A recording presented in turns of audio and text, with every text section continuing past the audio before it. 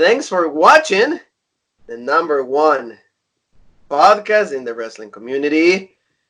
Hi, everybody. I'm your host, Juan. And I'm your host, Jean-Paul Leck. And together, what are we?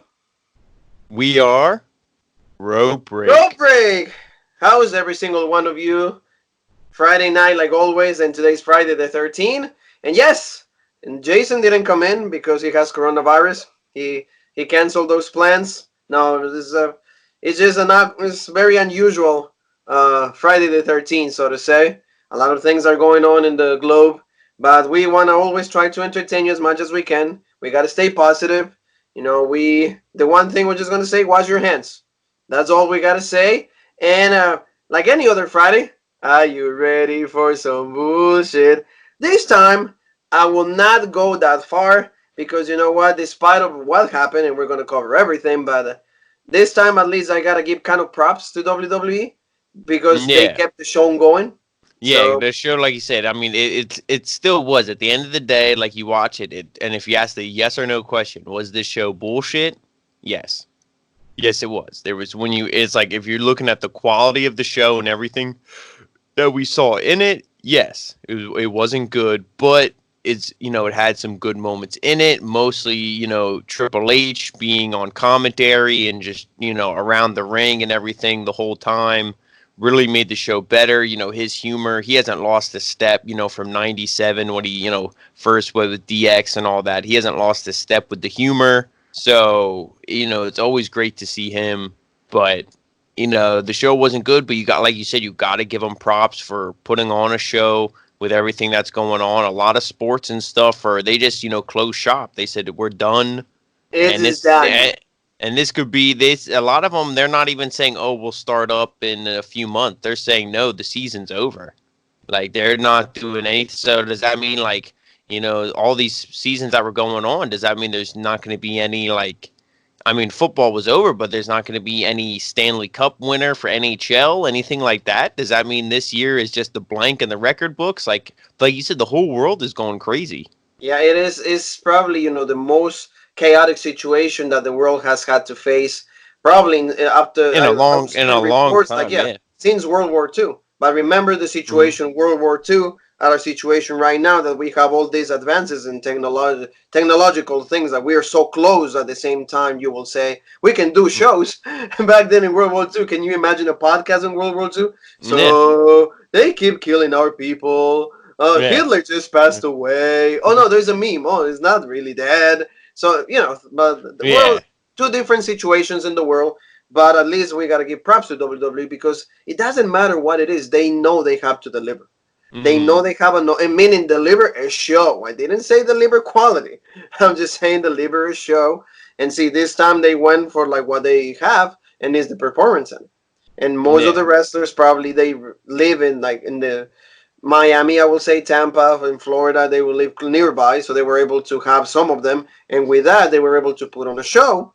So we're going to go and kind of talk about a little bit of all of this. So what were your thoughts, Jean-Paul? Like the show stars, like you said, Triple H, Michael Cole. And I thought there was going to be some crowd because you even said maybe like some people that go to Full Sail, like maybe like their families. Maybe they will get the makeup people, like catering, Titus on over there. But absolutely nobody. Empty arena. Yeah, they did it to an empty arena. And like you said, the show started. Triple H, he gave a message. And the one thing that, you and I both noticed, they never mentioned coronavirus by name. I don't know if they do that because, they are aimed more towards children and maybe they didn't want to say it. Maybe they didn't, want to kind of upset the children. They just tiptoed around the name and they were like, everything that's going on in the world, we still want to put a smile on your face, make you forget about all the troubles going on in the real world for a few hours. So, like I said, you got to appreciate all that from Triple H, WWE, and everything else. We bash Vince McMahon daily, but with this, you got to give him, he did the right thing. It was a good message, this and that. But like you said, empty arena really surprised me as well. I didn't think they were going to go that route. Like you said, you bring in the makeup people, you bring in even the Full Sail crowd again. It would have been real exciting. But I feel like that excitement would have died off soon after the first match because, the first match was probably one of the most exciting things on the show besides the main event. And that's, sad to say because we had Jeff Hardy on the show and Daniel Bryan. Yes, yes. But Well, yeah, different conditions. There's yeah, no crowd, so pretty much to me, like I say, it's like a televised training. yeah, It's like essentially, yeah. it's an a very unusual situation, but Hmm. on also for like people like you and me that like really respect this, the sportsmanship, really respect what Hmm. professional wrestling truly is. I understand that like that you need a crowd to get excited, to kind of put like the whole environment, but here you can actually see wrestling for what it is. Judge Hmm. the moves, judge the flow of the match, even the zaga, zwa, zwa, zwa, zwa, zaga, zaga, zaga, zwaga, all Hmm. of those things. You can hear those things clearly and everything. But at the same time, it was to me. I was even telling you when I was texting you. I enjoyed it because Yeah. I was actually was able to forget about the crowd because Hmm. many times if I'm not there, I don't really care much for the crowd. So I want to see the execution of the moves, like the Yeah. stories, how they deliver stuff, and I enjoyed it. Like I said, Triple H saved the show for everybody. The Hmm. interactions with Michael Cole were great, and a lot of things that he said they were truthful. Yeah, and So look how he can get Michael. Okay, now Michael Cole. I'm not saying that. I love Michael Cole now, but look at how he had Michael Cole. He brought him up to a tolerable level. yes, But when you have Michael Cole and Corey Graves, it's like unbearable. It's like, you can't wait for 10 o'clock. You can't wait to turn this off and just like, oh, or like you don't even watch it and you just listen to Rope Break. You know what I mean? You just rather listen to us two charismatic enigmas.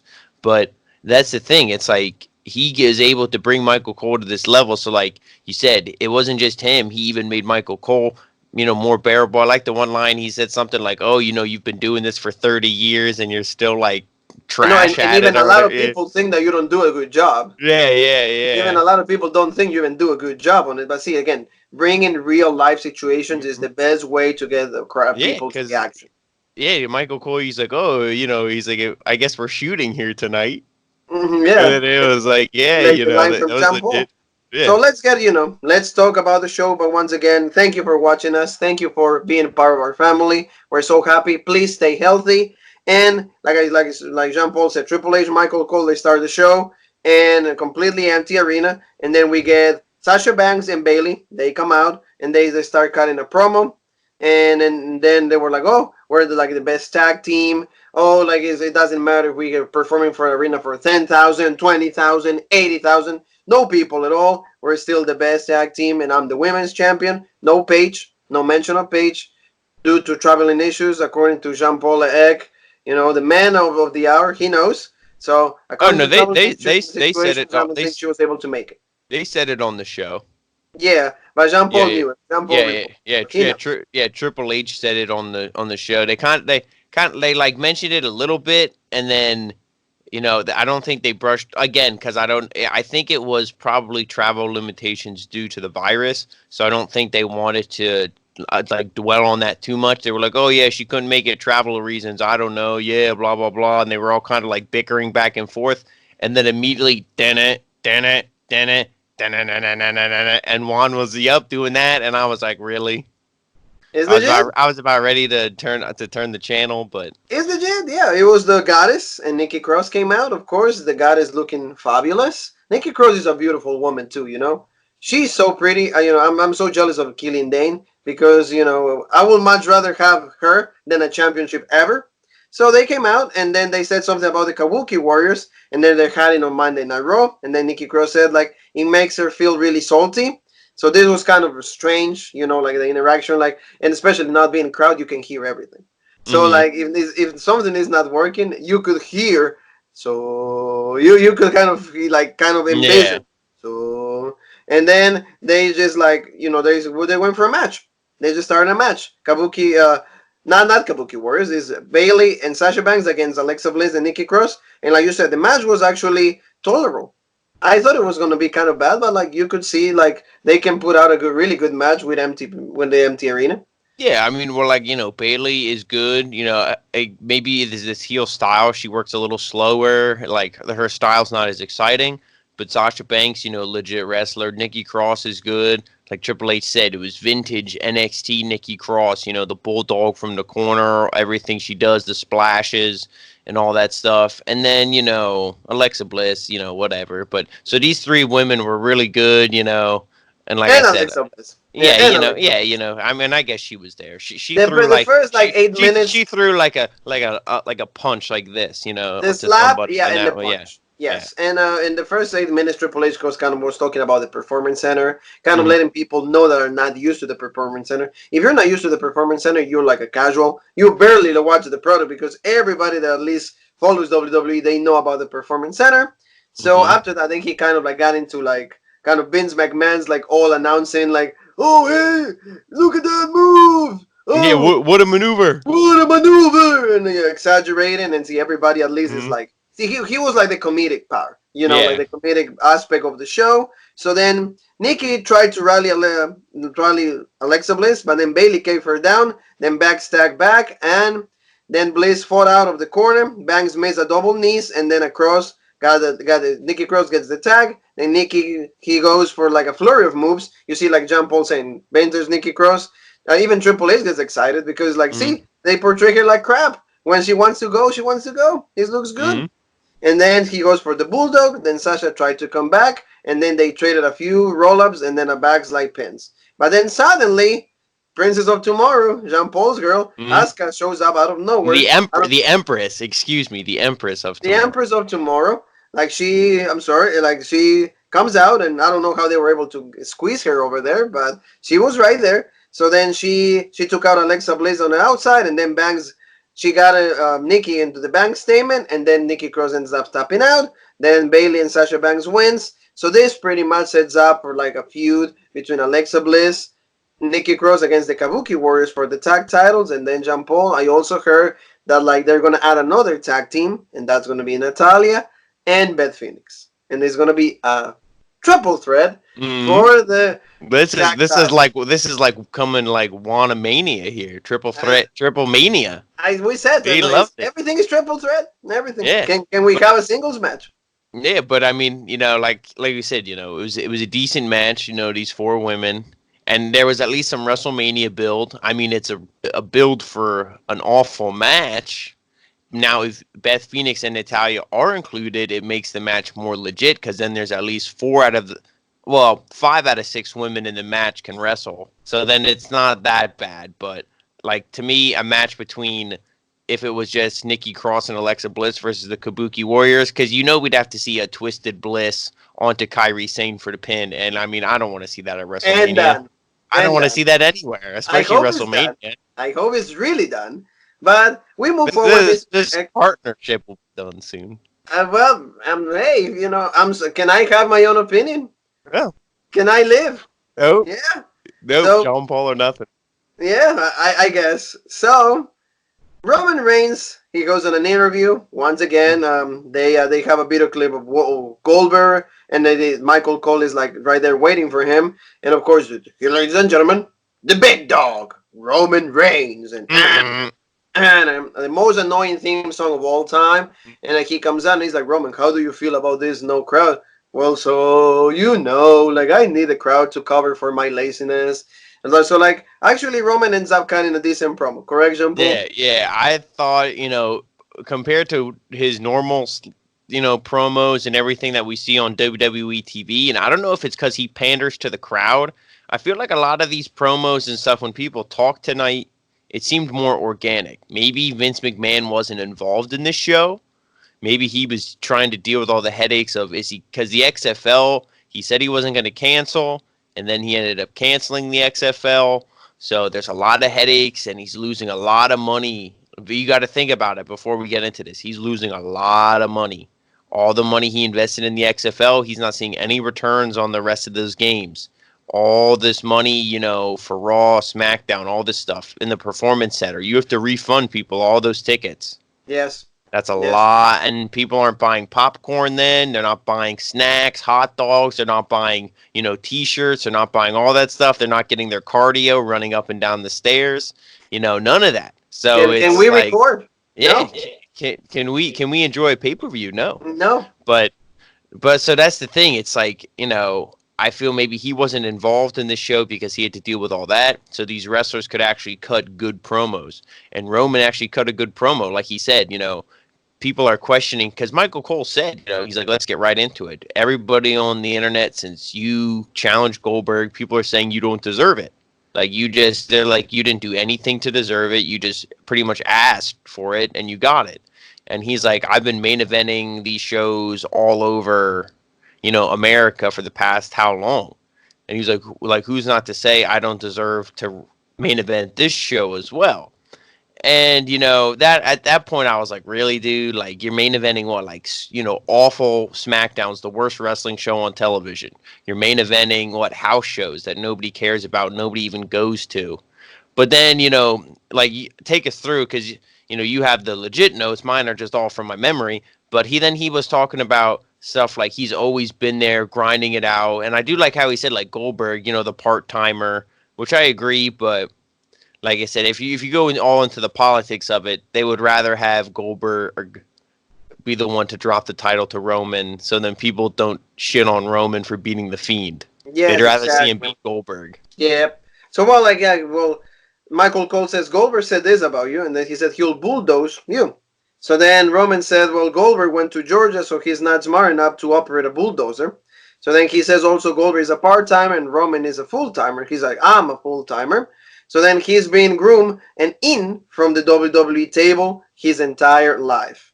And then he says he's busted his ass every week and he's taking the Universal Championship back at WrestleMania. So you can tell, like, he's really talking some truth. By the way, this is the first and only time that Roman Reigns will not be booed. When he comes out, and so we gotta mention that out there. It was the first time that he didn't receive any boos. It sounded weird. Normally you hear like a ooh. Yeah, like, because like that. Yeah, you saw it. Because every time they boo him, Kevin Dunn is like he's trying to alter it. So, but you can still tell it's a boo. Tonight though, it was mute. Yeah. I think maybe like the makeup artist, like the girl that does the makeup, is a boo, because I hear a little bit of it.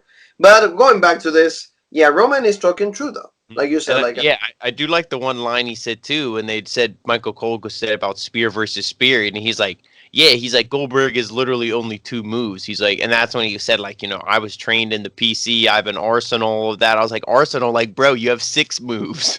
It's like, oh yeah, but my arsenal is 4 moves more than you. Yeah, so but I'm like, like, I guess it's still more, so Roman is still correct, but I'm like, really? But like I said, overall, though, this promo was better from Roman, and I think maybe it helped because the crowd wasn't booing him to death, as we saw, like, with Cameron Grimes, when he tried to cut that promo on Keith Lee, and the crowd, 2 weeks ago, and the crowd would just boo the hell out of him, and he was like, and he was completely lost. So, like, that sometimes gets in your head. So I think that's kind of stuff that happens to Roman, and maybe tonight, since there was no booze, no nothing, he cut a decent promo. And, I mean, I'm not going to say it makes me any more excited for the match, because there's no way you could make me excited unless you make it a triple threat and put, like, CM Punk or somebody in that match, and then he wins the title. Yes. Like, there's no way you can make me excited for it, but it didn't make me hate the match. More so. It's something like, at least we know what's going to happen, so we're kind of used to the idea of happening. But like, the promo itself was good. He was able to remember all his lines. So show goes on. So then we have Kayla Braxton, and then she's interviewing. She's trying to interview Jeff Hardy because she's returning Jeff Hardy. But then he gets to Sami Zayn joined. This is Aaron Shinsuke Nakamura, and they said, "What are you doing here? No, you're not supposed to. This is not the part of your show." So they're like, well, like, it's like, I'm the new Intercontinental Champion, so I want to say something. And they go, well, that's okay, because they are celebrating. So it's like, before, I would have been really upset over this, but it's all good. So then she finally gets to Jeff Hardy, and then he says that he feels good to be back. And then he had 0 pop, okay, well, from the live crowd, because I put it in my notes, but good stuff. So then King Corbin shows up out of nowhere. Finally, we move on to a different feud. So thank God. See, I can say already it was a great show, because it's a different feud for King Corbin. And he says that not everybody's happy about that he's back. And then Corbin says that SmackDown has changed. He asks Jeff if he has any plans of walking on a straight line. So see, he's taking kind of like, hey, we know that you do booze a lot. He's taking real life situations into like the story. And say like the ABCs backwards. Okay, so you see that. So, or touching the tip of the finger with his nose. So then Hardy says he's out of that match, and he's like, you know what? We have a match tonight.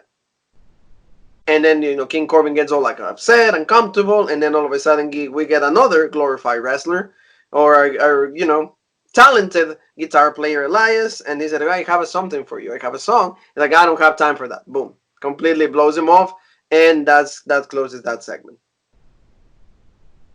So yeah, to comment on that, there really isn't much to say. Nakamura and all his band of, Sami Zayn and his band of goons.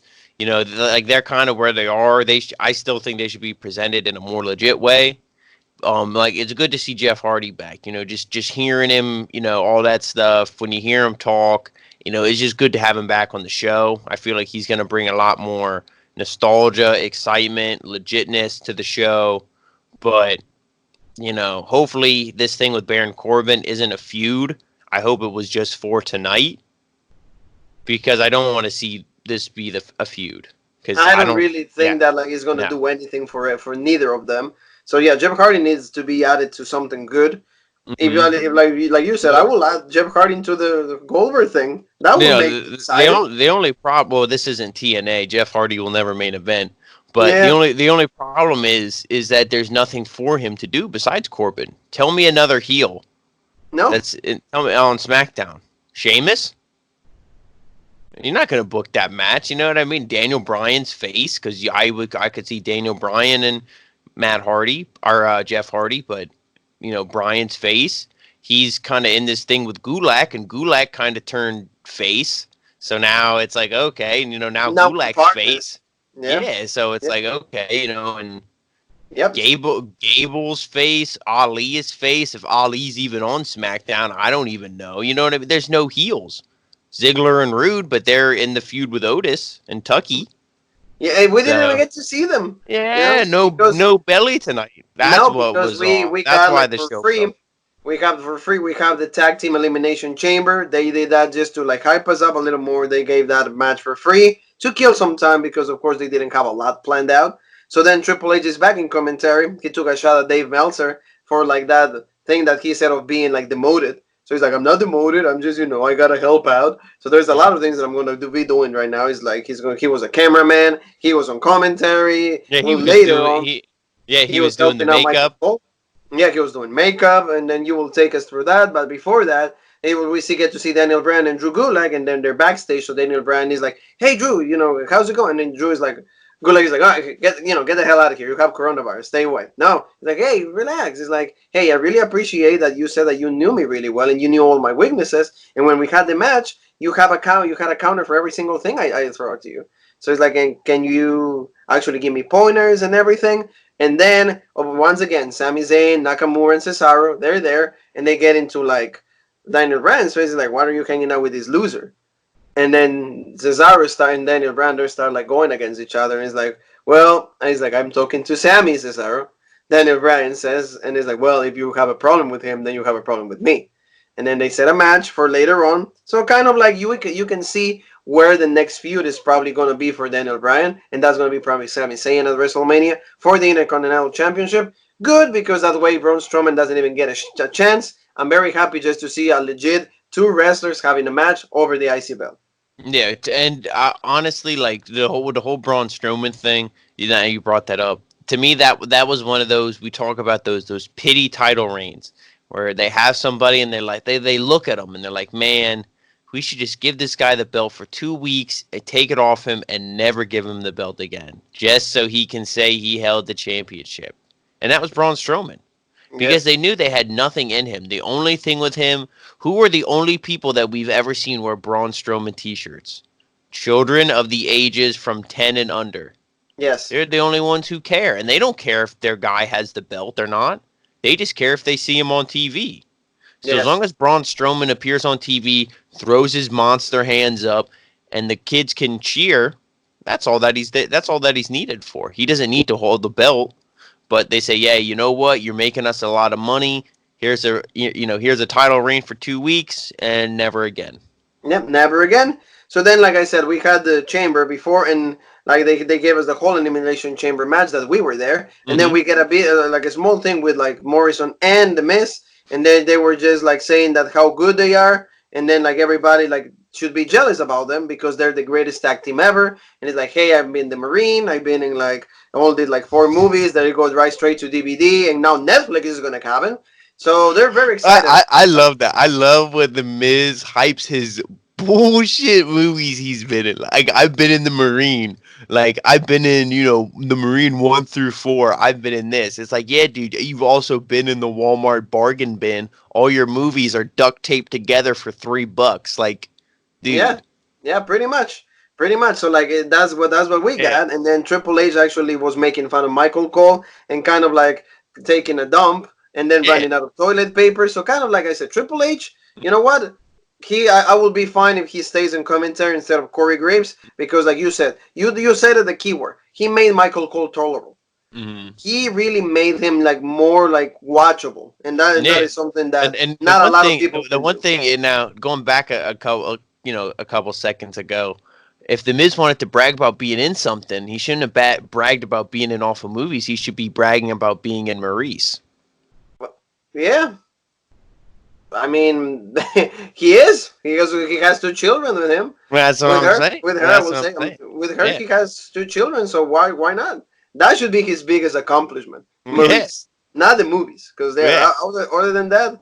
Like even at the commercial side, haters can hate, but you stay awesome. That's the only awesome thing that he has is movies. Not even his show.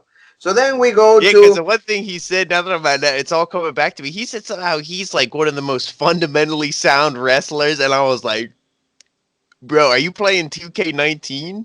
Like, what is going on, dude? Fundamentally sound, dude, you are awful.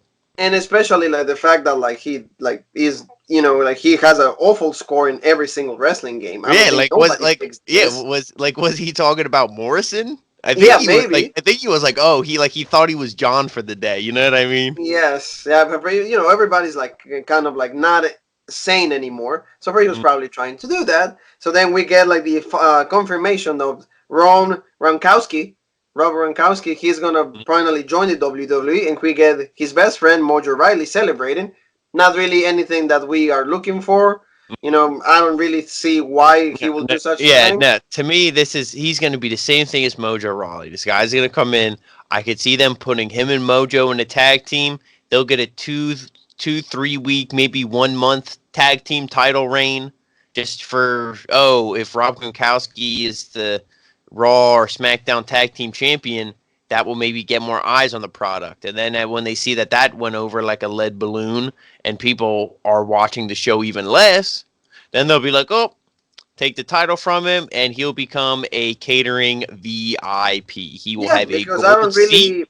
I don't really think that like he should be wrestling. I don't see. And obviously football. The transition. Wrestling is very contact heavy. You're getting hit. You're constantly taking bumps. Football is the same thing. Especially with his position, you're constantly running into guys, hitting them. Rob Gronkowski was very injury prone. I think that's going to carry over into WWE. So I don't see his career being very long. His career will literally be NFL, not for long. So, yes. That's a great analogy right there, Mr. Leek. So then we go and get to see Daniel Bryan and Cesaro. The match actually was really, really short. This match, like when he was talking about shooting earlier, and I'm going to shoot on this. When they showed this match, I was like, oh, this is legit. Then when I was over, I was like, really? Like, you couldn't even give me this match, like, legit? Nope. This match was bullshit. Yeah. It was really bad, and like it was really quick. So pretty much if they were going commercial. Yeah. Go ahead. I was just gonna say, if you would have put these guys, which is exactly what it was, I'm like, if you put these guys in an empty arena and you give them 10, 15 minutes and say tear the house down, they'll give you a freaking 4-star match in 10 minutes. Yeah. And instead, it was half of it was on commercial, and then the second half that we did see, it was like roll ups, and then like done, and it was like, okay, like I guess that's it. Pretty much, that's all it was. And then actually, Nakamura and Gulak, they entered the ring, so Nakamura was trying to like go against Gulak, but the interactions that looked really weak. Like the kicks that he was giving to Gulak and all of that looked really bad. You could see like he wasn't even kicking. It was not good to see. Then Sami Zayn joined. So then they attacked Daniel Bryan, and then they landed a dive to run to the heels. But like it was like you can see the feud is being set up. Being set up for WrestleMania. It's going to be Daniel Bryan against Sami Zayn for the Intercontinental Championship. I see this was too quick. I think that like if they would have won, like you said, maybe give something a little better for the crowd. But they had Jeff Hardy, and even that went like really, that was like 2 seconds. Well, Also. to me, I wouldn't have shown the tag team chamber match in its entirety. I would have shown highlights. You could have taken because they showed that entire match, and it wasn't a super long match, but it wasn't a quick match either. Yeah, that was a pretty decent length match. Yeah. And as I'm watching it, it's like okay, like you said, this Daniel Bryan Cesaro match ended, and I'm like okay, they still got to do John Cena, and Jeff Hardy still needs to have his match, and there's only like 20 minutes left of the show. Yeah. And it's like, what are they going to do? And you know what they're going to do. Jeff Hardy and Baron Corbin is going to be 6 minutes and done. And it was? Yeah, and it's like, so that's what I mean. Like, like when I said in the beginning, was the show bullshit, yes or no? There's no maybe, there's no ifs, there's no, so's. It's just yes or no. The answer was yes, because there was a lot of things that they could have done a little better. Yes, even considering the virus and everything that's going on. Even considering the circumstances. With all the pieces that they had at the Performance Center tonight, they really could have put on a better show. Yes, and then we get like Triple H did Michael Cole's makeup since they're shorthanded. That was like the theme of the night.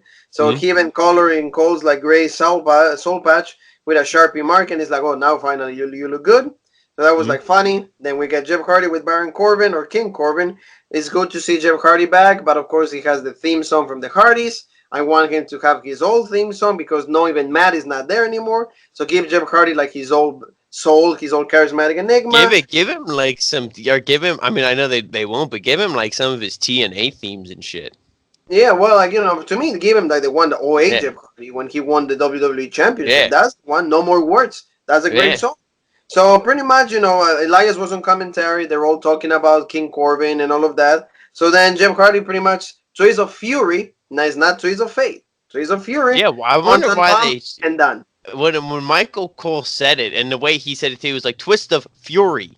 He there was like a half a second longer pause after like Twist. He's like twist of Fury. Like he really wanted to get that over, and I'm like, why did they change the move? Because again, it's because Matt Hardy's gone. So then who has the Twist of Fate? Matt Hardy. So they have to like switch it up because he's no longer a WWE employee. He's gonna be with like AEW. He's gonna be deleting people over there. Ooh, shit. Yeah, pretty much. So that's why they call him that. And now Jeff Hardy pinned Baron Corbin. Yeah, I mean, at least they still call it the Swanton Bomb. They're not going to change the name of a generic move. Yes, it would have been just a suicide move or whatever. But then Triple H, before he was to the main event, he said once again, he didn't acknowledge what the situation was, but he said, current events, pretty much. That's how you can address everything in a very broad manner. So he said, well, this proves once and for all that WWE is then, now, and forever. John Cena's music hit. He came out. And they went right away. And they say, John, how do you feel about this? Same thing that they ask everybody. How do you feel with no crowd? It's like, well, hey, he's an actor. So he knows this. He knows when he needs to be on, shooting mode and getting all this situation coming across. So he said that the people have blamed John Cena for their failures and multiple times. And then he can add Bray Wyatt to that list. But that's a long list of names with potential. They all have potential, though. He says that. It can be dangerous because it can make you lazy and believe your own hype. He said that like Wyatt got lazy, he gave up and then blame him. So he's kind of like, I'm pretty sure there's some truth in that. Cena brought up all the times that he's had fights with the things in the past. He said, I lost to The Rock. I lost to CM Punk. I lost to, he said even lost to Roman Reigns. He mentioned all this time. He said Lesnar.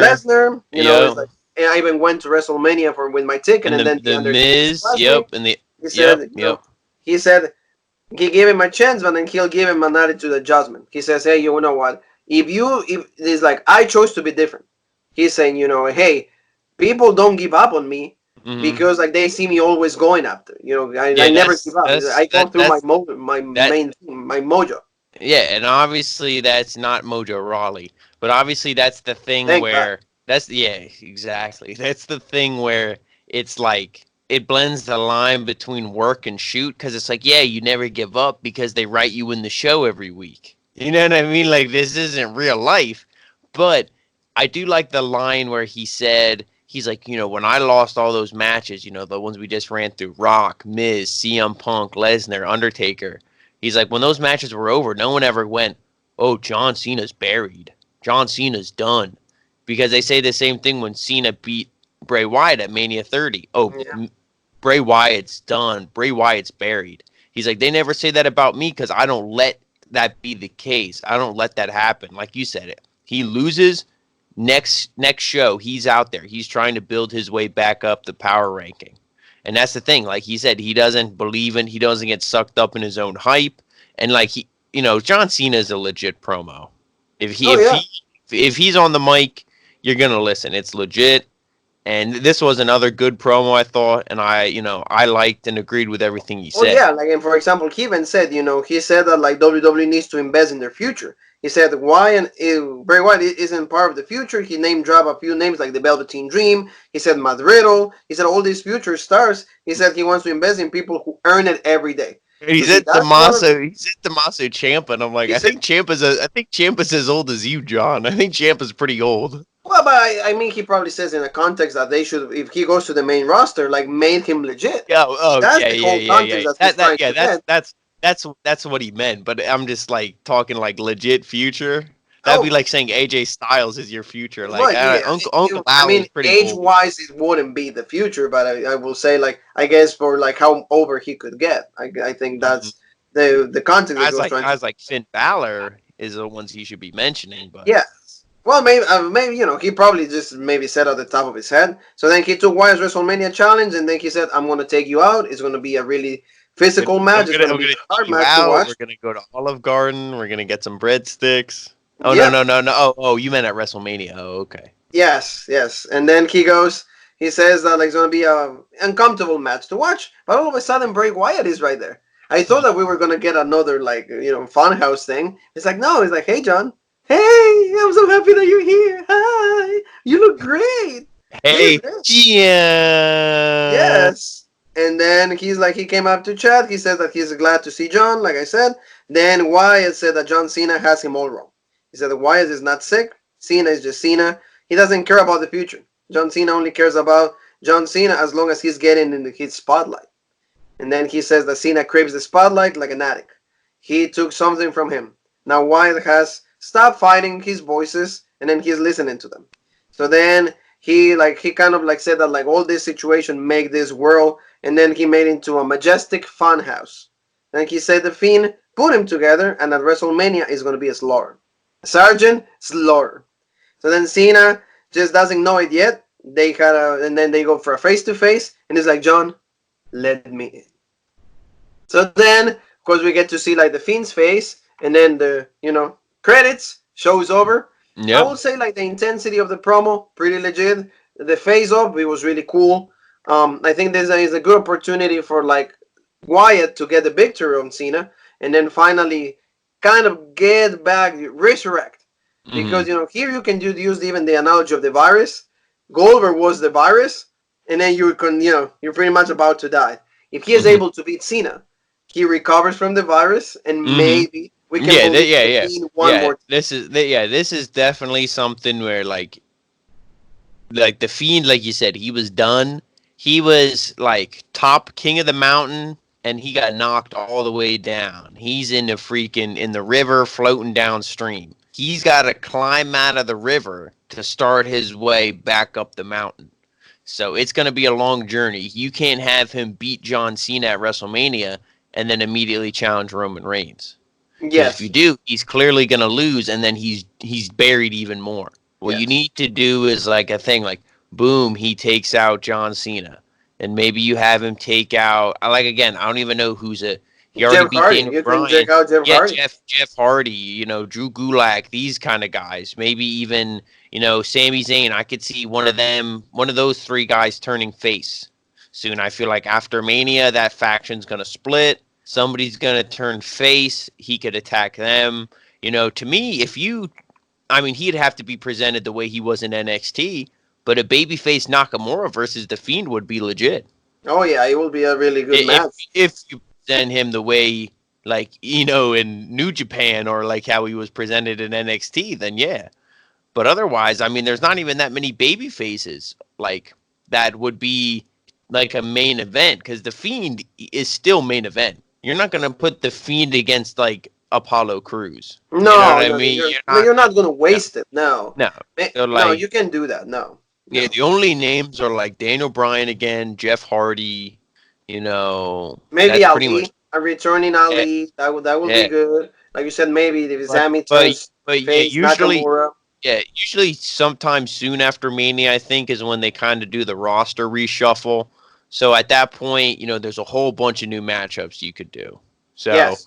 I'm not gonna try to fantasy book too much, but like I said, the earliest I would say the Fiend should be challenging for the title to me would be I hate to say it, but no, not even. I would say Survivor Series or Hell in a Cell. Okay. I Well, say yeah. you gotta take it long. Roman's first major title defense will probably be at SummerSlam. He'll win there, because what's in between SummerSlam and Money in the WrestleMania? Bank. Just money. Money in Yeah, the Bank. so he'll defend at Money in the Bank, win. He'll defend at SummerSlam, win. He'll defend at the shows after that, win. Extreme Rules, whatever the hell it is. So I think, like I said, the earliest I could see a title change would be Hell in a Cell, or Survivor Series, something like that. Yeah, and that pretty much wrapped the show. It was good. It was a good effort on WWE just for continuing after all the situation that we're going through.